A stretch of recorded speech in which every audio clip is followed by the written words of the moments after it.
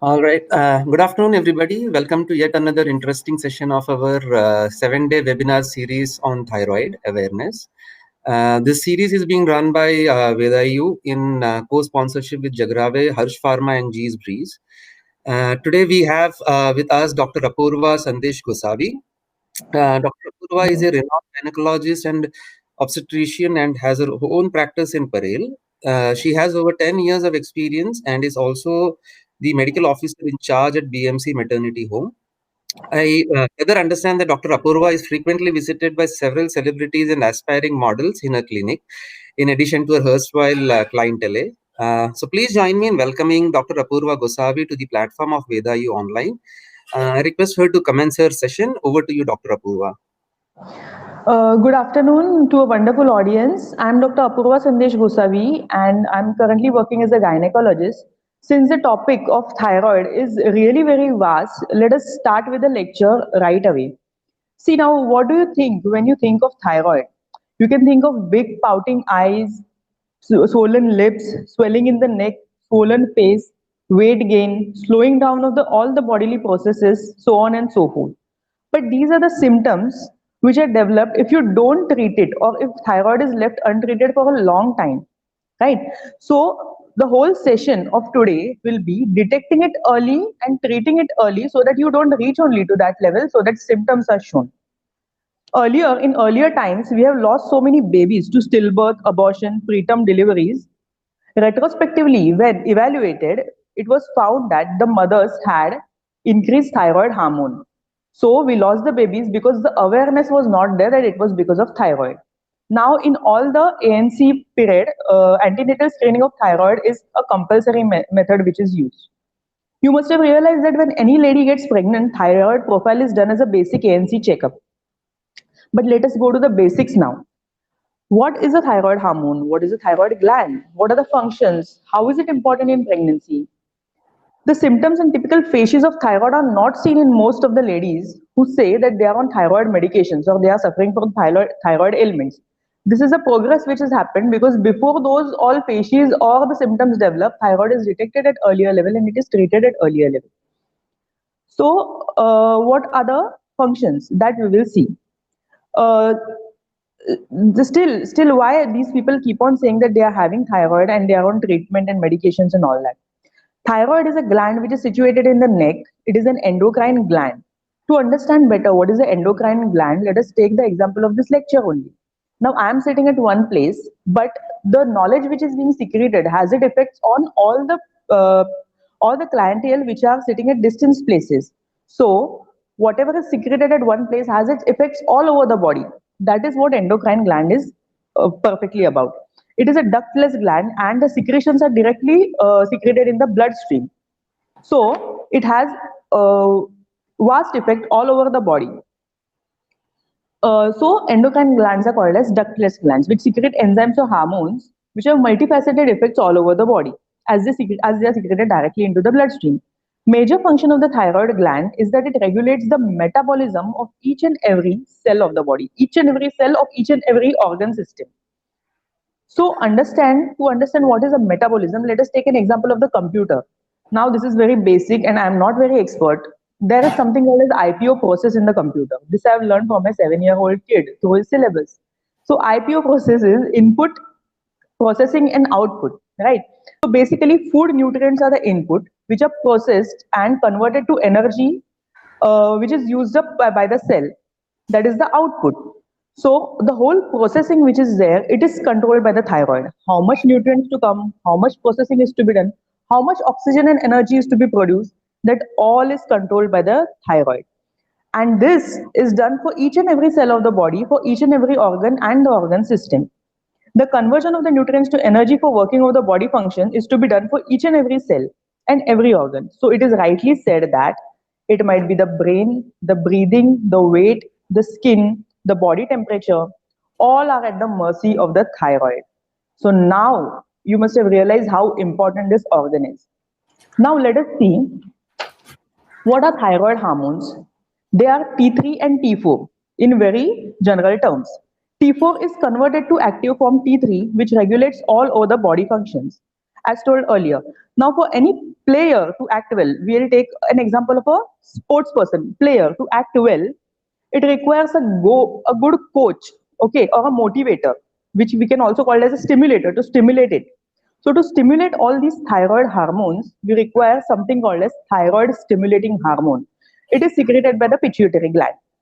So a thyroid profile of yours consists of serum TSH, T3 and T4.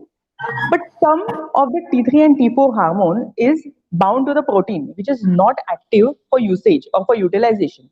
So this is the reason why free T3, T4 and TSH is actually the whole or the ideal thyroid profile.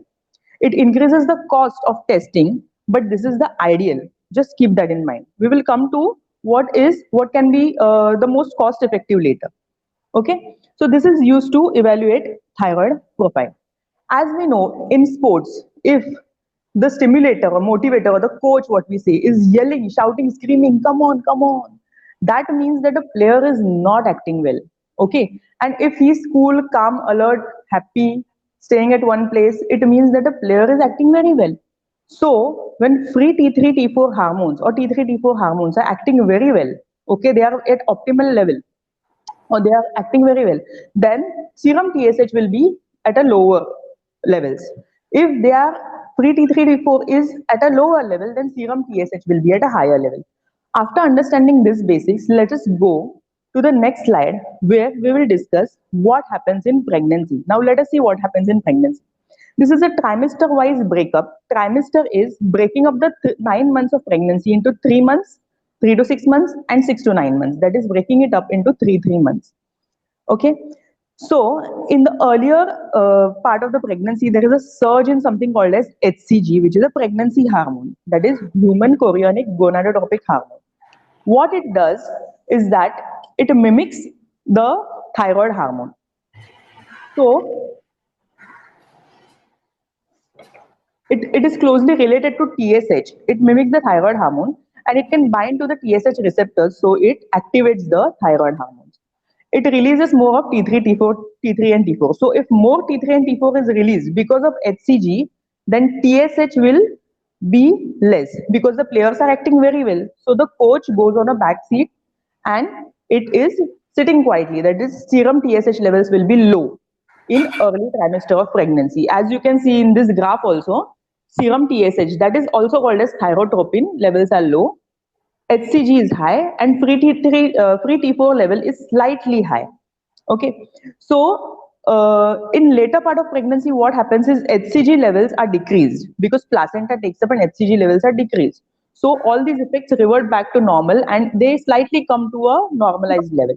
Okay, so in early part of pregnancy, serum TSH is less because T4 is acting very well, and in later part of pregnancy, it slightly increases, but it is lesser only than the non-pregnant females. Okay, this is how it reverts back to normal. To see this in detail, we will go to another next slide. In that, serum TSH, as I told you, in pregnancy, it decreases and the total T3 and total T4 also increases. As far as free T4 is concerned, which is not bound to any protein, there is no change, but we will come back to this later. In hypothyroidism, what happens is that this all depends on the active hormones. Hypothyroidism means free T3 and T4 is decreased. So when the active hormones are decreased, that is hypothyroidism. Hypo is something which is less. So what is decreased is free T3 and T4 or total T4 and T3. So as a result of that, there is increase in the thyroid hormone, TSH hormone. And in hyperthyroidism, opposite thing happens. That means there is increase in total T4 and T3, but there is decrease in the thyroid hormone. Let us go to the next slide. The prevalence of hyperthyroidism pregnancy is around 0.2%, whereas hypothyroidism is around 13 to 15%. So this is there, but if we take trimester specific ranges for serum TSH, then it is around 36.07%. And as I had said, there are a lot of complications which have happened because of hypothyroidism. So right now in this lecture, I'll be discussing only about hypothyroidism in pregnancy, and we will just touch a bit about hyperthyroidism if we get time at the end of the session. Now, it is most common cause is the endemic iodine deficiency, and there are other causes as well. We will discuss it in the meantime. About hypothyroidism, prevalence is 13 to 15%, but why trimester specific ranges and all that, that also we will discuss. Now, that is the upper limit of the serum TSH. We will come to it in the mean course. Now, what is primary hypothyroidism? Uh, let us see what we were discussing about the trimester specific ranges. A very typical example is a lady who is pregnant female goes with a report of serum TSH levels of 3.5. For example, we will just take it as 3.5. She shows it to her mother-in-law, who is also on medications for thyroid, and tells the mother-in-law will say, doctor ने ये क्या लिखा है कि thyroid है. This is all rubbish. Doctor को कुछ भी नहीं आता है. दिस सब पैसे ऐंठने के ये है, तरकीबें हैं. That's what she will say. Especially for the mother-in-law, it is their side, because for normal non-pregnant female, TSH is around 0.5 to 4.5%. But in pregnancy, what happens is these trimester specific ranges are decreased. As I have told you that HCG has its effect on the thyroid as well. So it will be increase or decrease according to the thyroid trimesters, and that's why the levels are increased or decreased. Iodine deficiency is one of the most common cause in women worldwide. But in areas like Mumbai, when we say, I'll just go back to the earlier slide. In areas like Mumbai, which are near to the coast, iodine deficiency is very rare. So no matter what kind of salt you use, be it Tata Eye Shakti or Captain Cook or any, even crystal salt or Khada Namak for that matter, has a lot of iodine in it. But patients who come to you, if you will go back to the history or the childhood of the patient, then it will definitely be coming from a hilly area originally, or the childhood has been spent there somewhere which is not near to the coast. If you go to the detail and check your observations, most common cause is the primary hypothyroidism. Primary hypothyroidism is inflammation of the thyroid gland, which causes long-standing thyroiditis, which is chronic thyroiditis. Patients are prone to develop post-delivery thyroiditis. As far as Hashimoto's thyroiditis is concerned, it is autoimmune disorder. Now, in this corona, you must have seen that a lot of immunity is going on. Immunity is something which is really very good, but if it acts against your own cell, it is called as autoimmunity. So, because of the autoimmune antibodies, there are the cells of the thyroid are they have a destructive effect on them, and therefore the changes whatever follows are because of that. Around 11 to 30% of women develop these anti-thyroid antibodies, okay, which are also called as anti-TPO antibodies. If thyroid hypothyroidism is very high, anti-TPO antibodies are also done in most of the thyroid women if it is not being treated well, due to which there is decreased response of thyroid gland in early trimester of pregnancy. Now, this is the main reason why there are early miscarriages, abortions, and stillbirth, due to which it becomes extremely mandatory that you detect it earlier. Now, iodine deficiency is a very common cause of thyroid disorder, as we have discussed earlier. It affects 38% of all the population worldwide. The common food sources are iodized salt, seafood, cow milk, egg, and beans. Now, as far as goitrogenic agents are concerned, which have goiter-like symptoms, those are cauliflower, cabbage, and broccoli, and all the family of those particular cauliflower family. Those are all goitrogenic agents and should be avoided in thyroid disorders. The earlier said food items should be, you should have it in more quantity, and this one should be avoided. Now, recommended daily uptake. Recommended daily uptake of iodine in pregnancy and lactation is 250 microgram per day. So how do we calculate how much you should have it? How much you should have it? So it is said that especially once you have hypertension, that is blood pressure, increased blood pressure, salt intake comes too much in picture.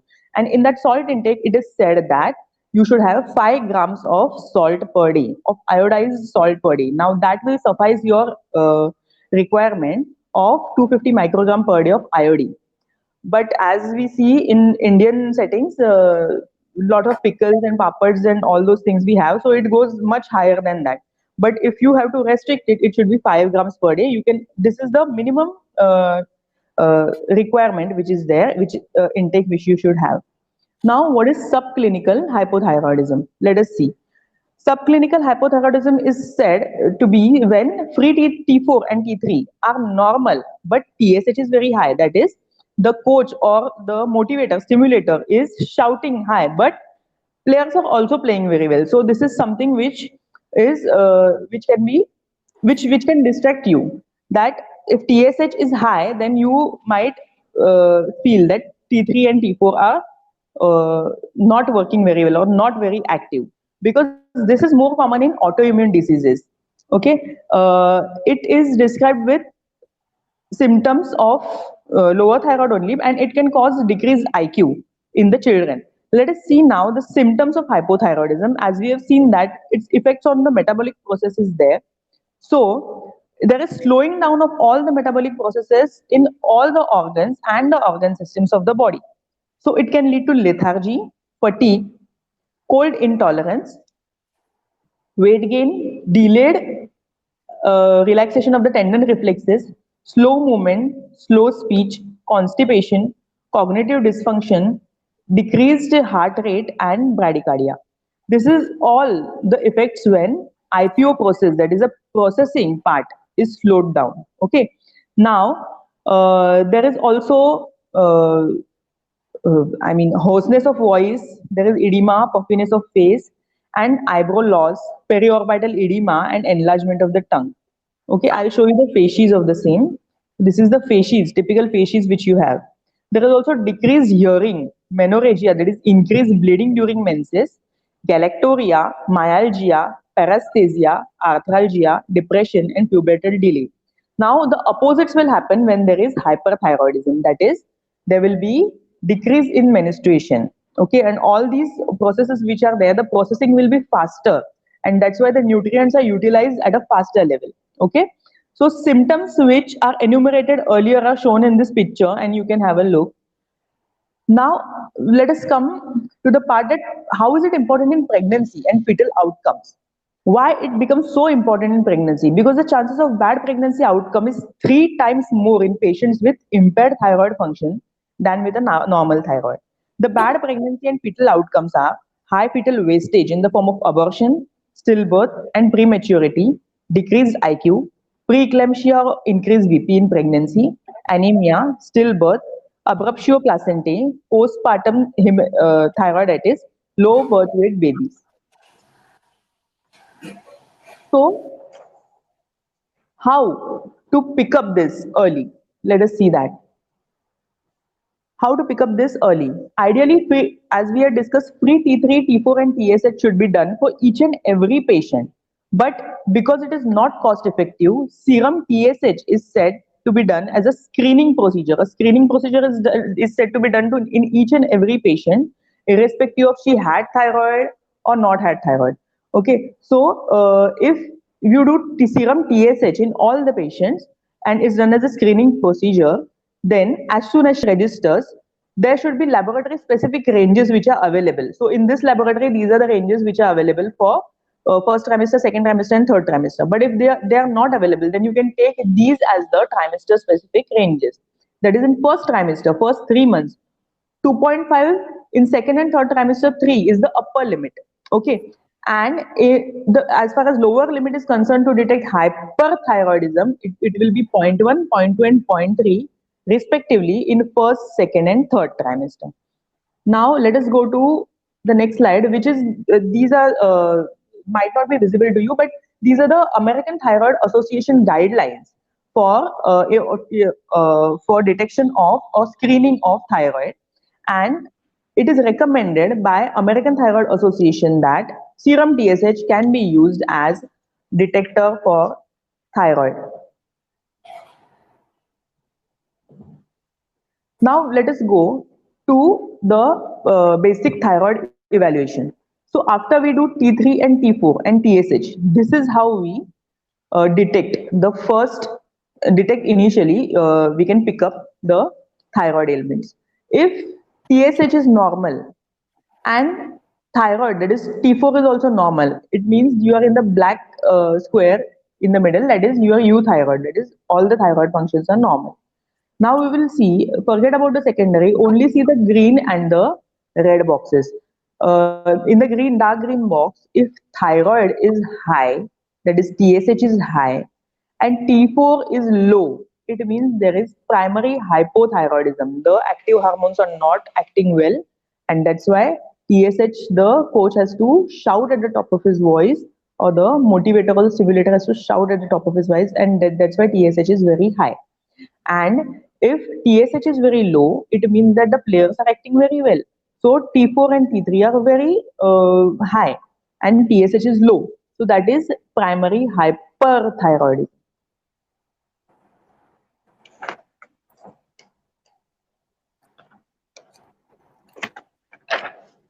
Let us go to the next slide. Maternal thyroid dysfunction during pregnancy may affect maternal health, fetal health, and obstetric outcome.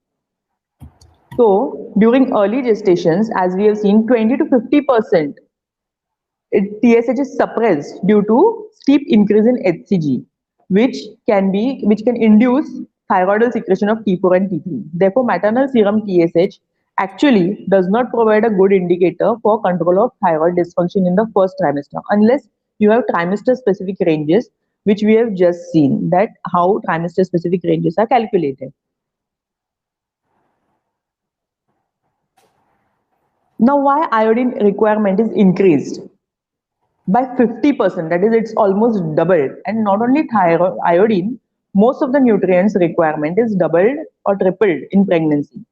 Now, specifically speaking for thyroid, this is there because increased maternal thyroid hormone synthesis is there, enhanced urinary iodine excretion, and utilization of iodine by the fetus. Mainly the other nutrients requirement is increased because it is utilized more by the fetus. Maybe it be iron, it be calcium, it is utilized more by the fetus. And also physiological changes happen in pregnancy.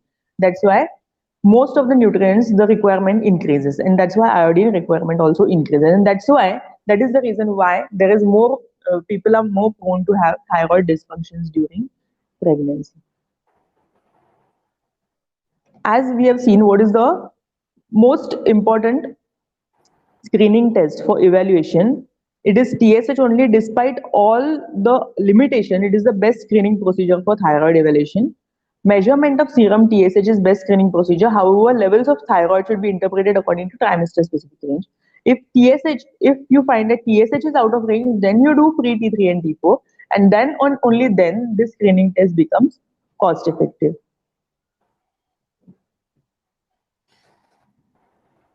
Now, why it is important? Because the risks which are associated. The most important dreadful risk is miscarriage, preterm delivery, and stillbirth. After carrying the baby for 7 to 8 months or having a stillbirth, or a more deadlier complication than early trimester abortion, very truly speaking, though both are bad, but stillbirth is a more deadlier this thing. What happens is that we detect the serum TSH early, we start her on medication, and then if repeat serum TSH is not done, sometimes we miss out that. So it is said that after you detect serum TSH increase and start her on medications, you should repeat serum TSH every 3 months or earlier as suggested by the physician. But once it is detected, you have to keep a check on serum TSH, and you have to keep on asking the patient if it is recently done. If it is not done, then you have to tell the patient to do it.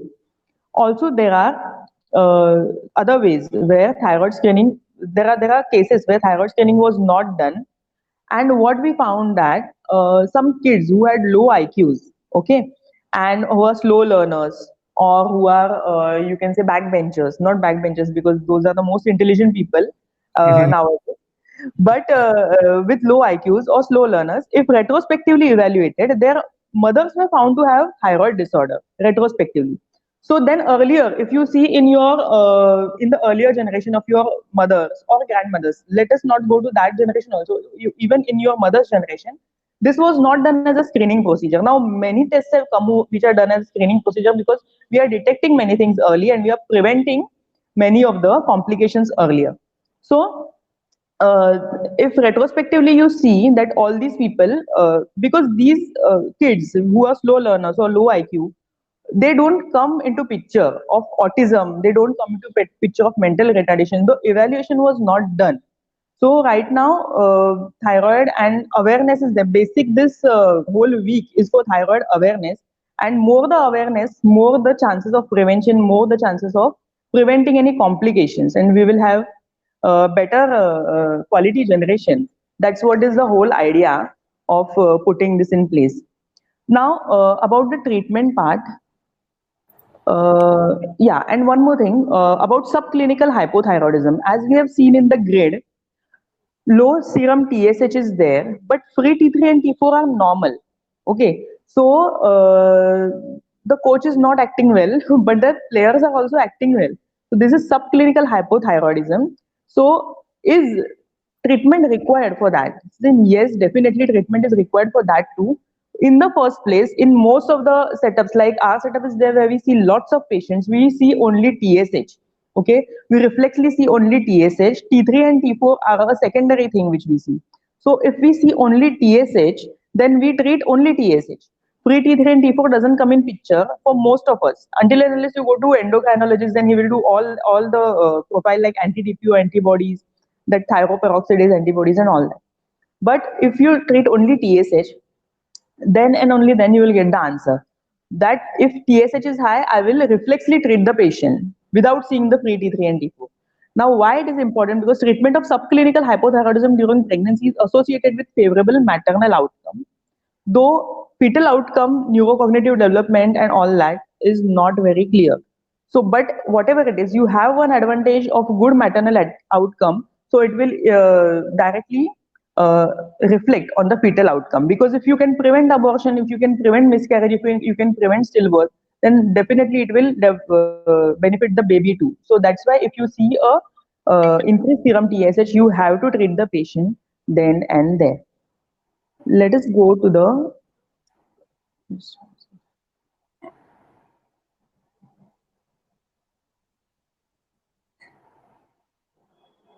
yeah, just one second.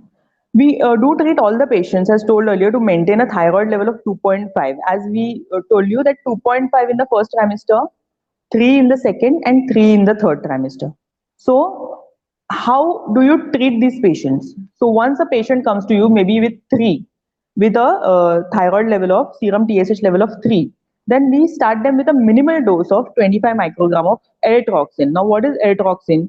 That's a brand name, of course, but it is the generic name is L-Thyroxine, which is again the same T4 hormone which we have seen earlier. So that is a T4 hormone. Now, everywhere in the slide you must have seen why T4 is mentioned more and T3 is not mentioned more. Okay, because T3 the half life is very less. That's why it degenerates faster. But who is the real hero? Real hero is T3 because it is the active form. Who is the side hero? Side hero is T4, which is the inactive form. But you can see the side hero more in the movie. That is the only problem in the picture. That's why pre T4 is more detected uh, as a marker of thyroid functions more than T3. But actually T3 is more active than T4. So that is the whole idea of the lecture, that how do you treat. Now, if you start her on 25 microgram of L-Thyroxine and you continue it for 1 month, maybe as I told you, every 3 monthly repetition of serum TSH is lowered down again to maybe 2 months or 1.5 months, because we don't have so many months in hand when you are treating a pregnant patient. We have only 9 months, and maybe third or the fourth month only we can detect. We are able to detect. It's not that we cannot detect it earlier. Patient comes more at more than 2 months only at us. So that's why you have only 7 months in hand to correct it. So if you start her on 25 microgram of L-Thyroxine and you repeat it after 1 month, if you see that it is decreased, then you have to continue the 25 microgram. If it comes below 2.5, you have to continue it for a whole 9 months and also screen her at a regular intervals if it is normal or not. Don't consider that 3.5, 4, 5, these ranges are normal. No, they are not normal because of whatever story I told you earlier. Because of the serum beta HCG, it has a TSH like effect and it increases T3D4, because of which TSH will decrease in first trimester of pregnancy and slightly increase, that is up to 3 in second and third trimester. So keep only these ranges in mind. So if you are having anything more than that, sometimes your gynecologist or the endocrinologist might see after repeating, maybe if it is 2.5 and it comes 3, they might wait for 1 month, they might repeat it and see. They might tell you to do some dietary changes and repeat it and see after 1 month. If it comes normal, they might not start you on any medication. Because the thing is that if once thyroid tablet is started, like diabetes or blood pressure, it will stick to you for whole 9 months. Once injection insulin is started, it will stick to you for whole 9 months. So we have to think 100 times before starting any medication. But because this is an oral medication, most of the times, and it has to be taken on an empty stomach just after getting up, before breakfast it has to be taken. So and preferably at the same time you keep it, because so that the levels are maintained at a plateau phase. So free T3 B4 in subclinical thyroiditis, as we see, free T3 B4 are normal, but still we have to treat them. So right now, after let us take another example where 3.5 or 4 is the thyroid, and we start on 25 microgram of L-troxin. Now, after 1 month, we repeat, and still it comes high, that is around 4 to 4.5. Or sometimes we see cases where it is very high, like 10 or 40, the serum TSH. At that time, you have to refer to endocrinologist, and all the thyroid function profile, that is anti-DPO antibodies, and all those things will be done. But in normal settings, all these things are not required. If it is around 4 to 4, if it is less than 5, all these things are not required. 25 microgram L-troxin you can start, and then if at all it is high, then you can do the further evaluation. You can also increase to 50 or 75 microgram, and then you can again repeat and see. So this is how you alter the dose of L-troxin, but don't do it all by yourself, because everybody is planning to become a doctor in this lockdown. So don't try anything yourself. You consult your physician. You consult any of the doctor, endocrinologist, or any of the doctor whom you are going to, and only then you can alter the dose of thyroid. Don't do it anything by all yourself. So basically, this whole lecture session was to avoid some dreadful complications of pregnancy and hyperthyroidism. As I said, this was all about hypothyroidism, that is less increased serum TSH and less free T3 and T2. As far as hyperthyroidism is concerned, it comes in 0.2% of the pregnant females, and untoward incidences have happened, like miscarriages, and the things are there, but congenitally the baby will also have thyroid ailments in hyperthyroidism. So basically, thyroid ailments and treatment of the thyroid ailments will have untoward effect if not treated properly, and basic idea of the whole lecture is preventing it from happening. So true prevention is not waiting for bad things to happen, it is preventing things from happening in the first place. So let us all pledge to uh, prevent the fatalities, morbidities, and complications of pregnancy related thyroid ailments. We have to register the pregnant female as soon as you find her as pregnancy test positive, and in the ANC checkup or in the ANC screening, thyroid is to be done as a mandatory investigation. If at all the doctor tells you that thyroid is there, thyroid ailment, the pregnant female is suffering, then it is not to be taken lightly. All the medications have to be taken at a regular interval. And secondly, diet has to be followed. All the instructions have to be followed regularly. A close checkup of the serum TSH is to be kept, and you have to keep a good healthy mother to have good healthy babies later. Secondly, thyroid is one which controls the whole body and organ functions, as you must have seen. So if the controller is good, then the whole body will be fine. As we have seen that the metabolic requirement also increases, and physiologic changes are also there. So the requirement of all these increases. That's why you have to take care of your health very well, and understanding the thyroid hormone better will be one step ahead towards the prevention of any other further pregnancy complications. I thank you all for the patient listening of the lecture, and any of you are having any queries, you can ask. I think there are no questions, ma'am. But then, thank you, ma'am. Thank you very much for this wonderful session. To be Yeah. very honest, I haven't heard of a more simpler explanation of this complex subject than the way you have presented today. I Especially hope hero everybody and has hero understood. concept was too good. I really like that. I'm sure Yeah, our thank you. listeners would have also enjoyed this session as much as I did. So, on Yes, behalf of Vedayu Online, please accept our heartfelt gratitude for your time and efforts. And we yes. hope to host you on a platform very soon again. Good day, ma'am. I Good luck. wish to, yeah, me too. I wish to meet you all again and again on the same platform. Pleasure all of us. Pleasure all of us. Thank you. Good day, Yeah, ma'am. yeah. Take care. Good Bye. day. Yeah, yeah. Bye.